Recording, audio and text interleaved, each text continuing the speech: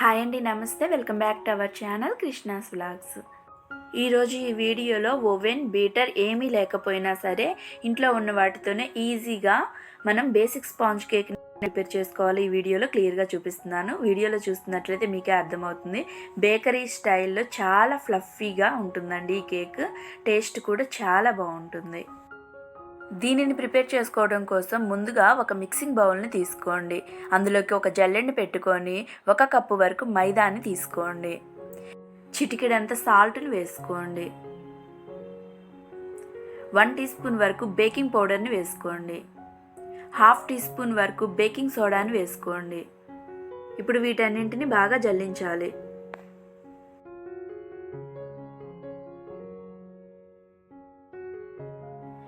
ఈ విధంగా జల్లించుకున్న తర్వాత ఈ బౌల్ని పక్కన పెట్టుకోండి.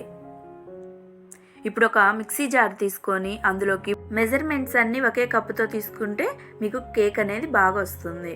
1/2 కప్పు వరకు ఫ్లేవర్లెస్ ఆయిల్ని తీసుకోండి. 2 ఎగ్స్ని బ్రేక్ చేసి వేసుకోండి. ఇందులోనే 1/2 కప్పు వరకు పాలను వేసుకోండి. 1/2 టీ స్పూన్ వరకు వెనిలా ఎసెన్స్ని వేసుకోండి. మీరు ఈ కేక్ని ఎగ్లెస్ ప్రిపేర్ చేసుకోవాలనుకుంటే ఎగ్స్ ప్లేస్లో 1/2 కప్పు వరకు పెరుగును వేసుకోండి. మిక్సీ గిన్నెకి మూత పెట్టుకొని 2 నిమిషాల పాటు మధ్య మధ్యలో ఆపుకుంటూ ఈ విధంగా క్రీమీ టెక్స్చర్ వచ్చేంత వరకు మిక్సీ పట్టి తీసుకోండి. ఇప్పుడు ఈ మిక్సీ పట్టిన దాన్ని మనం జల్లించుకున్న మైదా పిండిలోకి వేసుకోండి. ఇప్పుడు ఉండలేం లేకుండా గరిటెతో కానీ విస్కర్తో కానీ మొత్తం బాగా కలుపుకోవాలి. మొత్తం ఒకే డైరెక్షన్లో కలుపుకోండి. వీడియోలో చూపిస్తున్న విధంగా ఇలా అన్నా కలుపుకోండి, లేదంటే కట్ అండ్ ఫోల్డ్ మెథడ్లో అయినా కలుపుకోవాలి.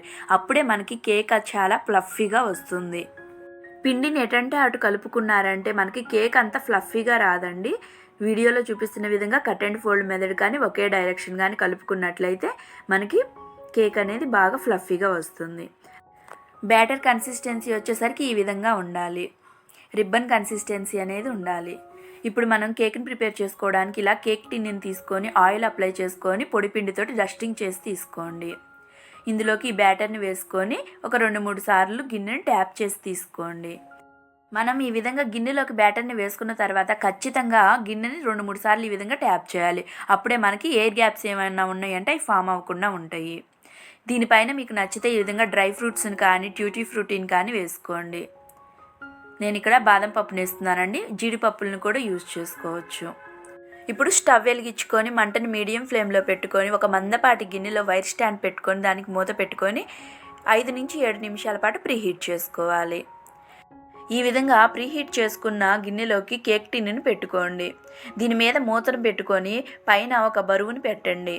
ఇప్పుడు మంటను లో టు మీడియం ఫ్లేమ్లో పెట్టుకొని 35 నుంచి 45 నిమిషాల పాటు దీన్ని బేక్ చేసుకోవాలి. 30 నిమిషాల తర్వాత నైఫ్ తోటి కేక్ బేక్ అయిందా లేదా అని చెప్పి మధ్యలో ఈ విధంగా గుచ్చి చూసారంటే నైఫ్కి పిండి ఏమీ అంటలేదంటే కేక్ పర్ఫెక్ట్గా బేక్ అయిందని అర్థము. స్టవ్ ఆఫ్ చేసుకొని గిన్నెని బయటికి తీసి కేక్ని పూర్తిగా చల్లారనివ్వండి. పూర్తిగా చల్లారిన తర్వాత మాత్రమే కేక్ని డీమోల్డ్ చేయాలి.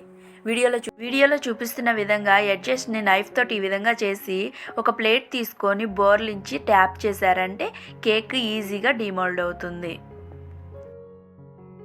చూసారు కదా కేక్ ఎంత ఈజీగా డీమోల్డ్ అయిందో. కేక్ కూడా చాలా ఫ్లఫీగా వచ్చింది. టేస్ట్ కూడా చాలా బాగుంటుంది. కేక్ను చూస్తుంటేనే అర్థమవుతుంది. కట్ చేసి చూపిస్తాను చూడండి ఎంత స్పాంజీగా ఉందో కేక్. ఈ కేక్ని చూస్తేనే అర్థమవుతుంది ఎంత స్పంజీగా ఫ్లఫీగా ఉందనేది.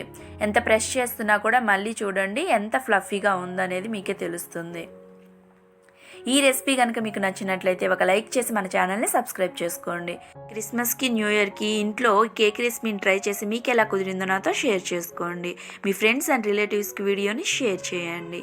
Please like, share and subscribe to my channel Krishna's Vlogs. Thank you for watching.